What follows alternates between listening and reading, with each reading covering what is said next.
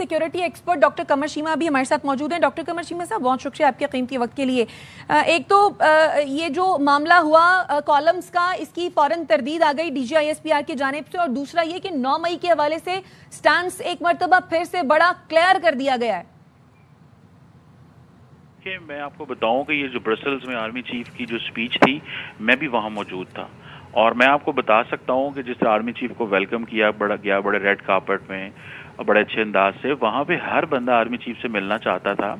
और मुंतजमीन ने कहा कि हम क्योंकि लोगों की ये डिमांड है तो हम लोगों को मिलवाएंगे और तस्वीरें बनाएंगे। तो जिस तरह सुहेल वड़ैच साहब की एक तस्वीर आई, इसी तरह वहां पे सैकड़ों लोगों की तस्वीरें आई। सो ये कोई स्पेसिफिक इवेंट, वो किसी उनको स्पेसिफिक टाइम नहीं दिया गया, ये ऐसे ही था जैसे कोई बंदा भी आर्मी चीफ को मिले और अपनी किताब पेश करे, कुछ चीज देना चाहे, तो जो 30 मिनट 1 मिनट की ज्यादा 30 सेकंड या 1 मिनट की मुलाकात होती है, इससे ज्यादा कुछ भी नहीं था।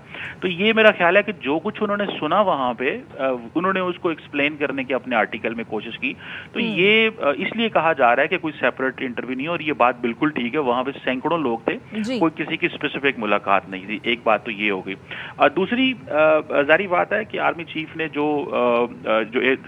DGISPR ने जो बात की है कि वहां पे जो ये जिस तरह आर्टिकल लिखा गया, ये मैं समझता हूँ कि ये जारी बात है, उनके अदारे को इस पर देखना चाहिए और उनके अदारे को इस पर एक्शन लेना चाहिए। और ये क्रेडिबिलिटी ऑफ जर्नलिस्ट होती है कि अगर आपने इंटरव्यू लिया नहीं है तो आप ये कैसे कह सकते हैं कि मैंने इंटरव्यू लिया और ये सारा कुछ किया। बिल्कुल आप ठीक कह रहे हैं। डॉक्टर कमर शीमा साहब, आपके कीमती वक्त का बेहद शुक्रिया। हसन अयूब, आपका भी शुक्रिया।